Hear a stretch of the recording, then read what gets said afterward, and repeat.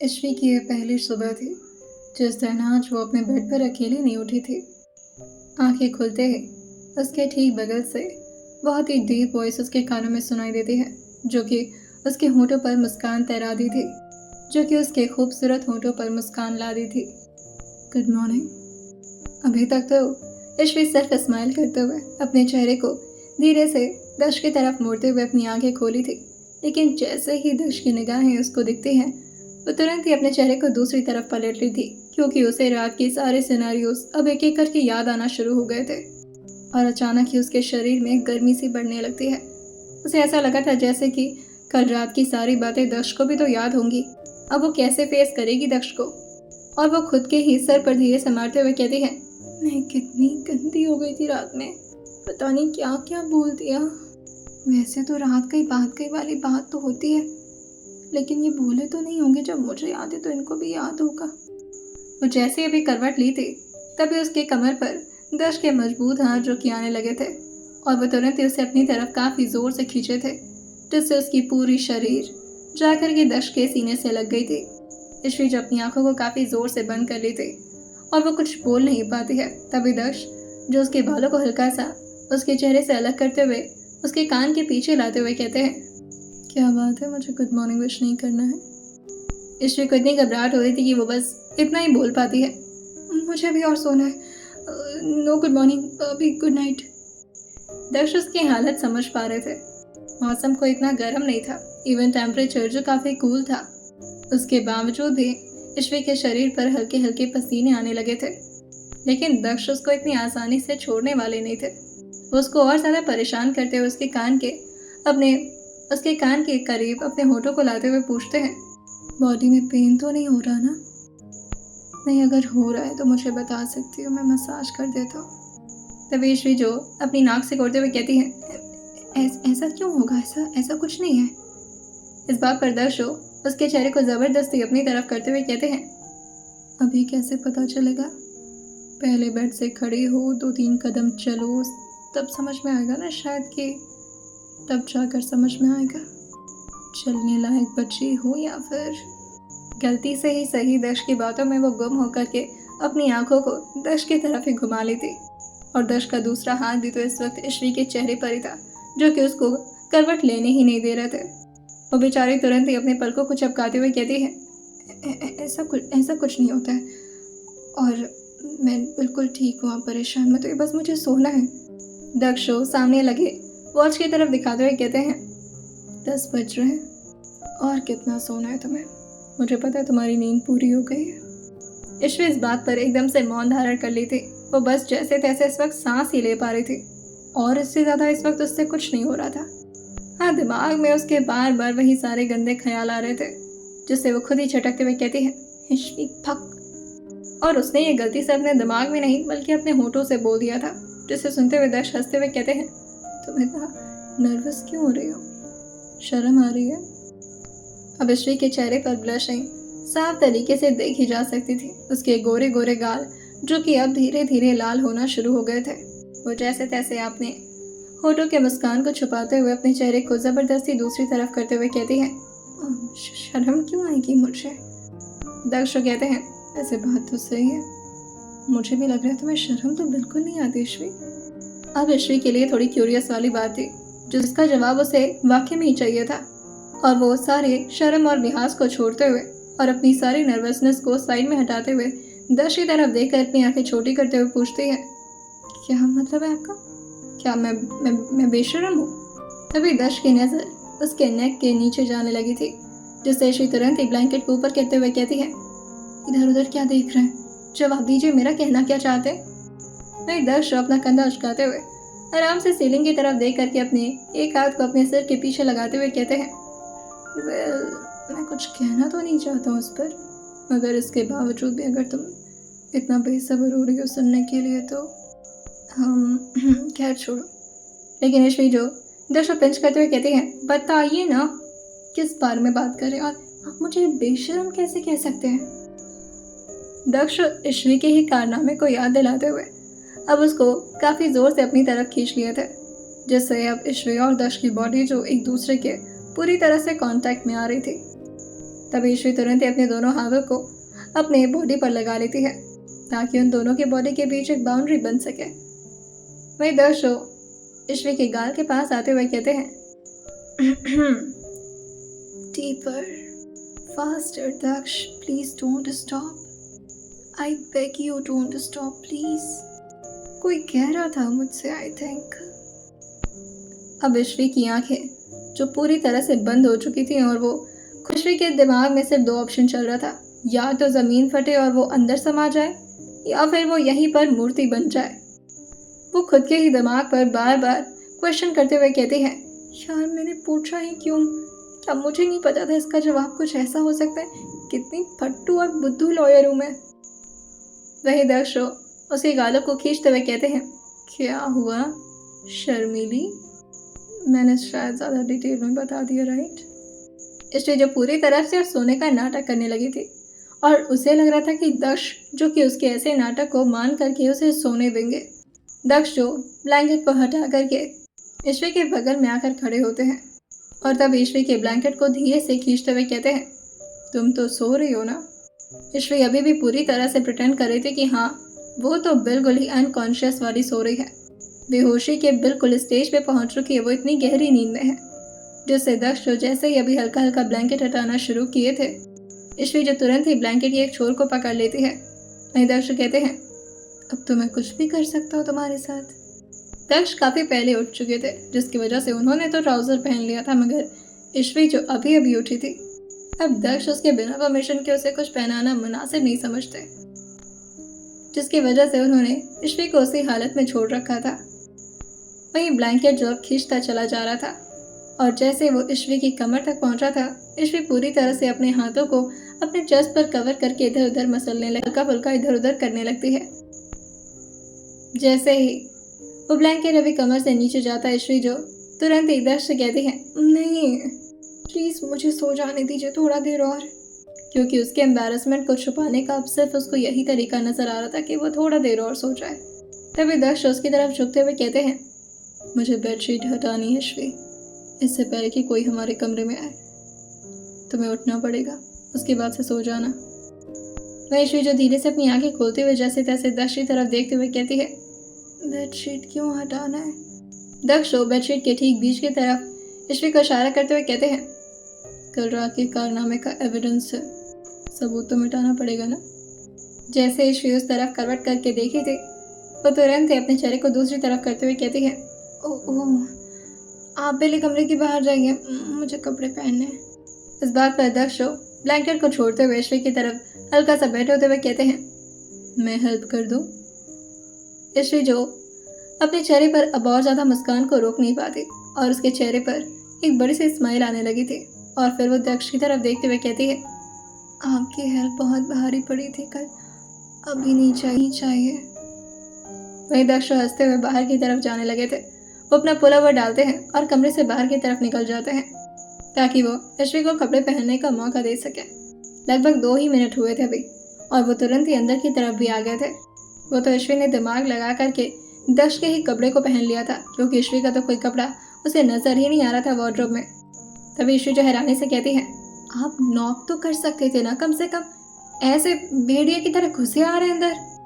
दक्ष को ईश्वरी का ये लॉजिक समझ नहीं आता, जिससे वो पूछते हुए कहते हैं, भेड़िया क्या बिना नॉक किया आ जाता है? ईश्वरी जो कहती है, हाँ ऑब्वियसली, अब वो जानवर होता है, वो थोड़ी ना नॉक करेगा। दक्ष इस बात पर अपना सर हाँ मिलाते हुए कहते हैं, बस भेड़िया तो जानवर होता है, क्या कंपैरिजन करती है। तो अभी कि तभी वो बेड की तरफ देखते हुए कहते हैं, बेडशीट कहाँ गया? ईश्वरी जो कहती है, मैंने हटा दिया, अब अच्छा थोड़ा लगता है आप हटाते। वही दक्ष ईश्वरी से कहते हैं, वो टीमिन भाई हटा दिया, कहाँ है वो? ईश्वरी जो ट्रैश कैन की तरफ इशारा करते हुए कहती है, मैंने तो डाल दिया उसमें, वैसे भी हम उसे रीयूज तो नहीं कर सकते ना, फेंकना ही पड़ेगा। इस बात पर दक्ष थोड़े गुस्से में आते हुए कहते हैं, हाउ डेयर यू, तुम उस बेडशीट को कैसे फेंक सकती हो? तुम्हें पता है वो कितना इम्पोर्टेंट और कितना ज़्यादा क्लोज है वो मेरे। ईश्वरी को लगा था कहीं उसके फैमिली से रिलेटेड तो नहीं है। ईश्वरी को लगा था कहीं वो बेडशीट से उसके फैमिली का तो कोई लेना देना नहीं है, जिसकी वजह से वो अभी अपॉलजी मांगती। लेकिन तभी दक्ष उसकी बात को बीच में इंटरप्ट करते हुए कहते हैं, सॉरी नहीं चाहिए मुझे तुम्हारी। ऐश्वर्या कहती है, हाँ पर सॉरी तो बोलना चाहिए ना, मुझे नहीं पता था। क्या आपके मॉम डैड में से किसी ने आपको गिफ्ट किया था वो bedsheet? I am really really sorry. कि तभी दक्ष उस पर हंसते हुए कहते हैं, व्हाट? और अगर किसी ने गिफ्ट किया होता तो तुम्हें लगता है वो मेरे लिए इतना ज़्यादा इम्पोर्टेंट होता? ऑब्वियसली नहीं। ऐश्वर्या उस बात पर अपना सर खुजलाते हुए कहती है, तो फिर उस बेडशीट में ऐसा क्या है जो?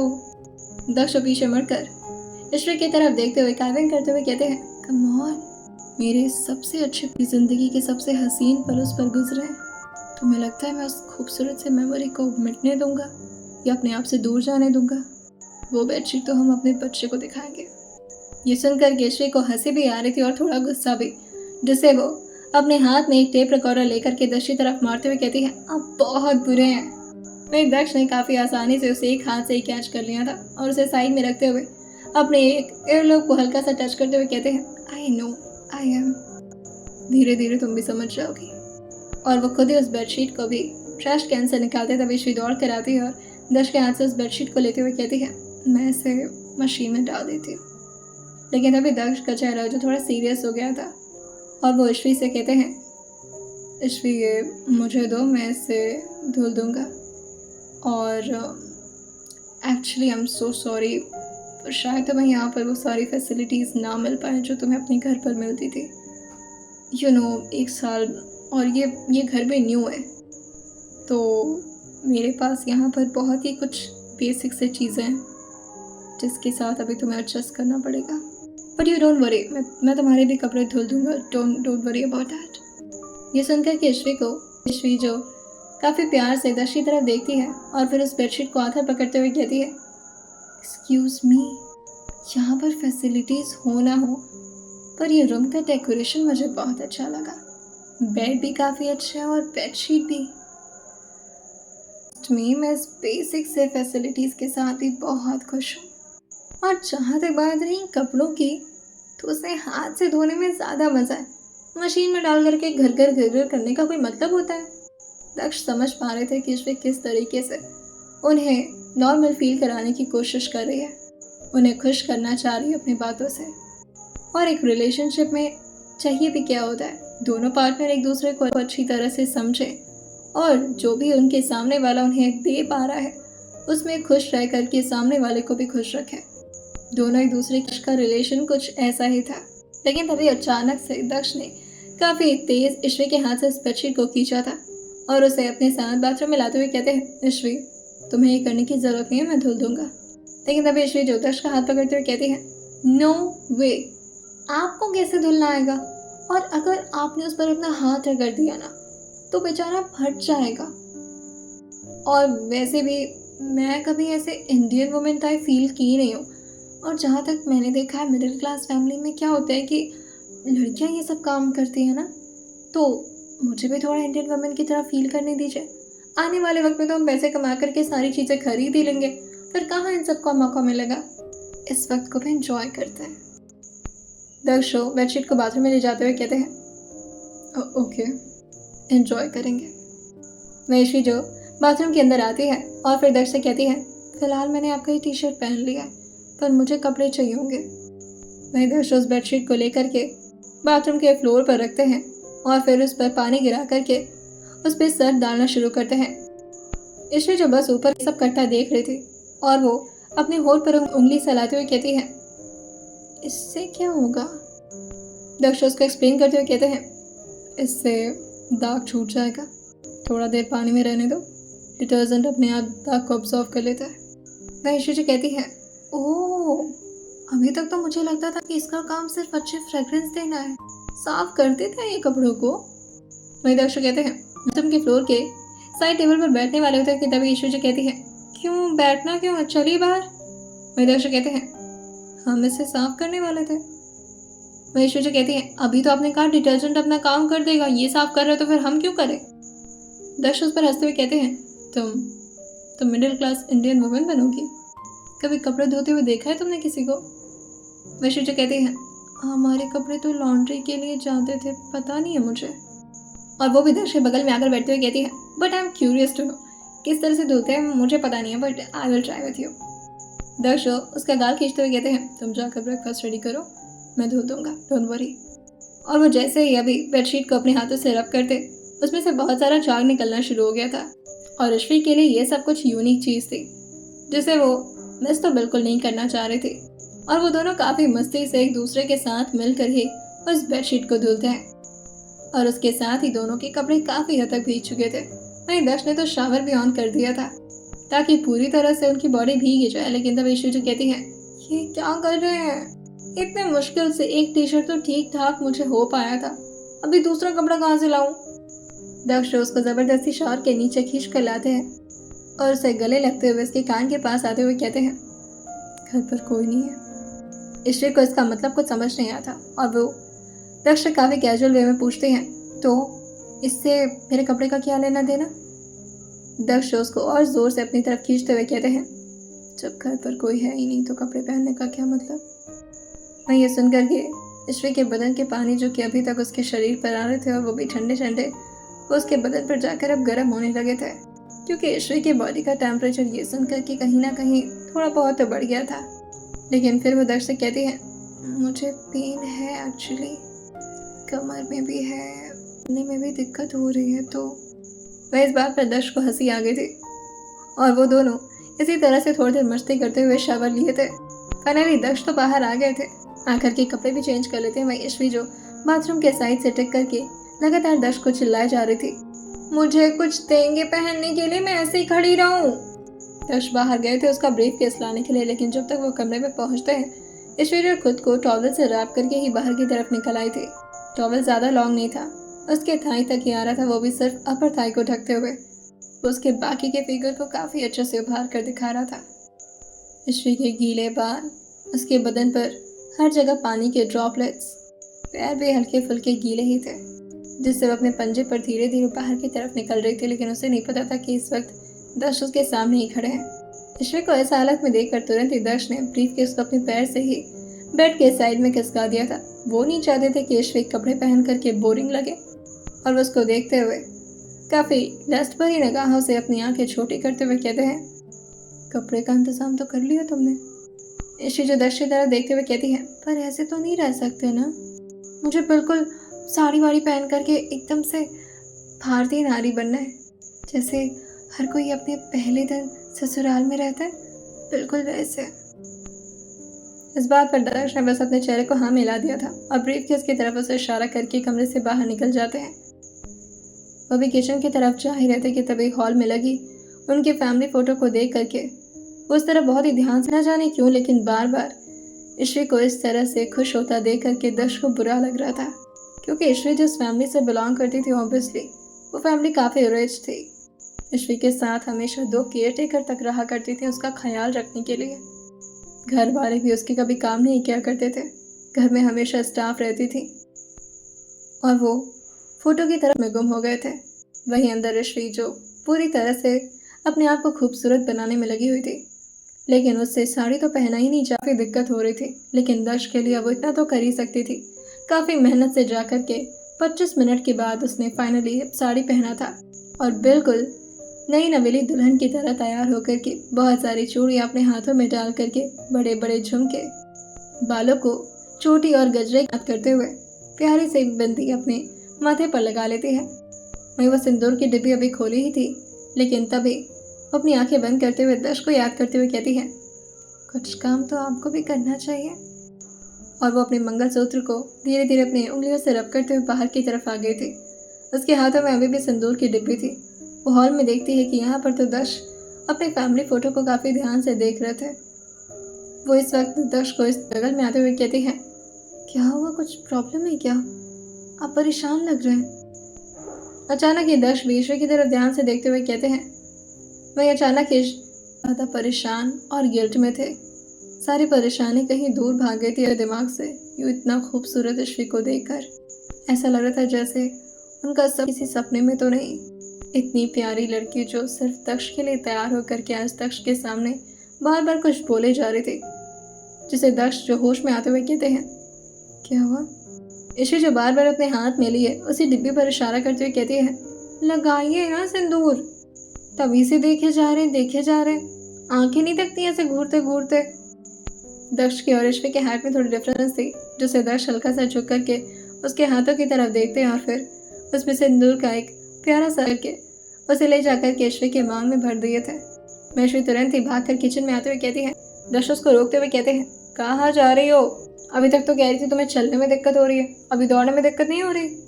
ईश्वी जो किचन के स्लैब पर अपना हाथ रखते हुए मुस्कुराते हुए कहती है, क्या बनाऊँ आपके लिए ब्रेकफास्ट में? ईश्वी के लिए सब कुछ बहुत नया नया सा था, जिसकी वजह से वो इस मोमेंट को एंजॉय करना चाह रही थी। लेकिन दक्ष जो कि अपने गिल्ट से बाहर ही नहीं आ पा रहे थे, ईश्वी के ठीक सामने आकर खड़े होते हैं और उसके हाथ पे अपना हाथ रखते हुए कहते हैं, तुम्हें कुछ भी बनाने की ज़रूरत नहीं, मैं ऑर्डर करके मंगवा देता हूँ। और वैसे भी तुम नई नवेली दुल्हन हो, तुम थोड़ी ना कुछ बनाओगी। ईश्वी जी कहती है, अरे मुझे पारिवारिक बहू बनने तो दीजिए कम से कम। और मैंने सीरियल्स में देखा है मम्मा के साथ, पहले दिन खूब सुंदर से लड़कियां सजती हैं और फिर अपने हस्बैंड को चाय देती हैं, मुझे भी वैसे करना है। अब मैं चाय बनाऊं? दक्ष उसको रोकते हुए कहते हैं, ईश्वी मेरी बात सुनो, क्या कर रही हो तुम? वह ईश्वी जो कहती है, क्या हुआ, कोई बात बुरी लग गई क्या? मैं तो ये कह रही थी कि मुझे पारिवारिक बहू कभी तब नमी आ गई थी और वह उसके गालों पर धीरे से अपना हाथ रखते हुए कहते हैं, बहू बनना है तुम्हें? किसकी बहू बनोगी? मेरे और तुम्हारे अलावा यहाँ पर और कोई नहीं है और खुशियाँ नहीं दे सकता, लेकिन तुम्हें परेशान तो बिल्कुल नहीं करूँगा। ईश्वी जो जाता हुए दक्ष को देखकर कहती है, आप किसी बात को लेकर परेशान हैं? क्या मेरे पापा ने कुछ कह दिया या फिर किसी और ने? कहीं उस तान्या ने तो कुछ नहीं कह दिया? देखिए, उस लेडी सांड की बातों पर तो बिल्कुल भरोसा मत करेगा। ये तो बिल्कुल मत समझिएगा कि मुझे यहाँ पर कोई प्रॉब्लम है। I am very happy. तभी दर्शक काफी गुस्से में कहते हैं, बहुत खुश हो ना तुम? क्यों हो खुश? ऐसी कौन सी खुशी मिल गई है तुम्हें? यहाँ पर ले आकर के क्या क्या कर दिया मैं तुम्हारे? क्या ही दिया मैंने अब तक तुम्हें? जब से मिली हूँ सिर्फ तुम्हें दर्द ही मिल रहा है मुझसे। अच्छी खासी शादी हो रही थी तुम्हारी उस अमन से, अच्छी लाइफ जीती, उसके पास भी सब कुछ है यार जो तुम्हें चाहिए था। कार है, गाड़ियाँ, बंगलो और उसके साथ ही एक्चुअली पूरी फैमिली।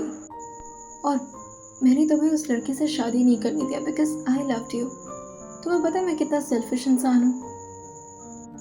अपनी खुशियों के लिए तुम्हारी खुशी की बलि चढ़ा दी मैंने। ईश्वी जो बार बार बस अपने सिर को नाम में हिलाया जा रही थी और ये बातें ईश्वी की आंखों में आंसू थी। वह ईश्वी जो दक्ष के सामने आती, लेकिन तभी दक्ष उसको स्लैब पर बैठाते हुए कहते हैं, नहीं, आज तुम्हें सच्चाई सुननी पड़ेगी मेरी। क्यों इतना प्यार करती हो मुझसे? तुम्हें जंगल में रखा था मैं, कितना तकलीफ दी है मैंने तुम्हें। तुम्हारे इन हाथों से कितने नाजुक हाथ थे तुम्हारे, उससे मैंने खाना भी बनवाया। कई बार तुम मेरी वजह से तुम्हें वहां पर नंगे पैर रहना पड़ा। न जाने कितने कांटे चुभे तुम्हारे पैर में। सोने तक नहीं देता था तुम्हें ताकि तुम्हें तकलीफ में रख सकूं। कई दिन तुम फर्श पे सोई हो ईश्वी। ये खुशियां दी हो मैं तुम्हें और इसलिए प्यार हुआ है तुम्हें मुझसे। कोई एक वजह है जिससे तुम मेरे साथ खुश रह सको? कोई एक वजह है कि मैं तुम्हें खुश रख पाऊंगा? या कोई एक वजह मुझे दो कि आज तक मैंने तुम्हें कभी खुश किया है कुछ भी देकर? फिर क्यों इतनी खुश हो तुम? मुझे अच्छे से समझ में आ रहा है कि ये सब कुछ तुम नाटक में कर रही हो मुझे खुश करने के लिए। और तुमने देखो, तुमने मेरे लिए क्या कुछ नहीं किया। तुम जंगल में भी रही, मेरे लिए खाना बनाया, और उसके बाद जब वहाँ से यहाँ पर पहुँची तो मेरे लिए तुम पूरी दुनिया से लड़ी, अपने घर वालों से लड़ गई तुम मेरे लिए। आई डोंट डिजर्व यू यार। ये बोल कर के दक्ष अभी शांत हुए थे कि तभी ईश्वी जो स्लैब पर बैठे बैठे ही अपने दोनों हाथों को ले जा करके दक्ष के गर्दन के पीछे रख दी थी और जोर से उनके सीने से लगते हुए कहती है, आपको लगता है प्यार करने के लिए कोई वजह की ज़रूरत होती है? और ये बार बार क्या कह रहे हैं आप? फैसिलिटीज़, बड़ा बंगलो, बड़ी गाड़ी, कोई बात नहीं, आपको पता है ये। और वो दक्ष के दिल पर अपना हाथ रखते हुए कहती है, ये है मेरा घर, मेरा परिवार, मेरी पूरी दुनिया। मैं यहाँ पर जब तक रहूँगी ना तब तक खुश रहूँगी। और ये आई डोंट डिजर्व यू, मैं तुम्हारे लिए कुछ नहीं किया, शट अप। मुझे नहीं पता आप ऐसा क्यों बोल रहे हैं, बट आई लव यू। आपको कैसे समझाऊं मैं? आपके साथ रहना मेरे लिए बहुत बड़ी बात है। मुझे नहीं चाहिए कोई महल। अगर आप मुझे अभी भी जंगल में रखेंगे ना, मैं वहाँ पर भी खुश रहूँगी। नहीं चाहिए मुझे फुटवियर, नंगे पैर रह लूँगी। ज़मीन पर सुलाएंगे, मैं ज़मीन पर सो लूँगी, कोई टेंशन नहीं है। और जहाँ तक बात रही हमारी फैसिलिटीज़, जो कि अभी हमारे घर पे बहुत कम है बिकॉज़ ये घर नया है। आई नो कि आपने इसे अपनी बहन के लिए खरीदा था, शादी पर उसे गिफ्ट करना चाहते थे ना। इस बात पर दर्श की आंखों के आंसू चूंकि और ज़्यादा रुक नहीं पाते, और वो तुरंत ही एक बूंदा बूंद जो जा करके दर्श के चेहरे पर ठहर गया था, जिसे देखते हुए धीरे से श्री उसे अपने थम से पोंछते हुए कहती है, एक बार खुद को मेरी जगह पर रख कर देखिए आप। क्या अगर मैं आपकी जगह होती और आप मेरी जगह, तो आप मुझे छोड़कर चले जाते? तभी दर्शक कहते हैं, पर श्री तुम यहाँ एडजस्ट नहीं कर पाओगी, बहुत वक्त लग जाएगा ये सब कुछ करने में मुझे। 3 महीने तक तो वैसे भी मुझे बहुत कम सैलरी पर रखा जाएगा, और ये गवर्नमेंट जॉब है, बहुत नाटक होता है, और जो भी पैसे मेरे पास अकाउंट में भी हैं उसको भी बहुत लंबा प्रोसेस है, वो सब बहुत बहुत ज़्यादा टाइम लग जाएगा, और तब तक तुम यहाँ एडजस्ट नहीं कर पाओगी। एक काम करो, तुम कुछ दिनों के लिए अपने घर चली जाओ। जब मेरी नौकरी लग जाएगी उसके बाद तुम वापस आना, तब तक मैं काफ़ी चीज़ों की अरेंजमेंट कर लूँगा तुम्हारे लिए।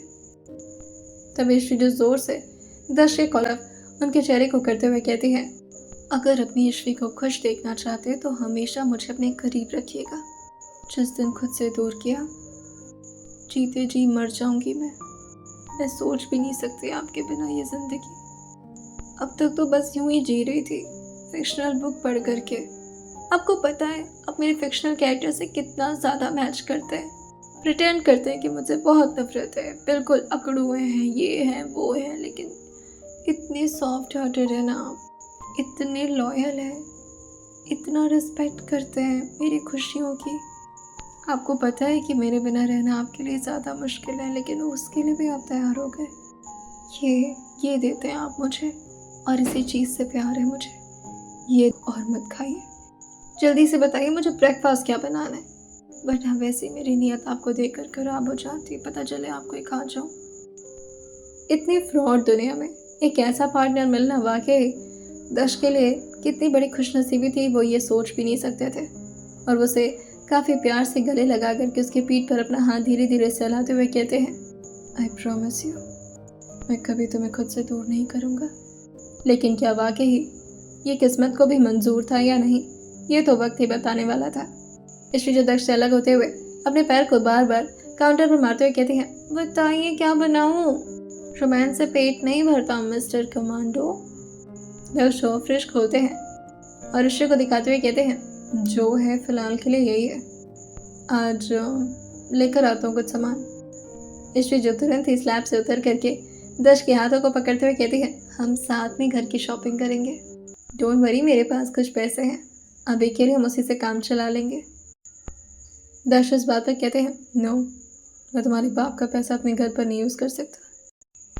दक्ष ने ये काफ़ी रूडली कहा था, जिसे सुनकर केशवी मुंह बनाते हुए कहती है, आपको पता है ना, मेरे अंदर भी मेरे बाप का ही खून है। दक्ष ऋषि को ब्रेड थमाते हुए कहते हैं, तुम्हारी बात अलग है,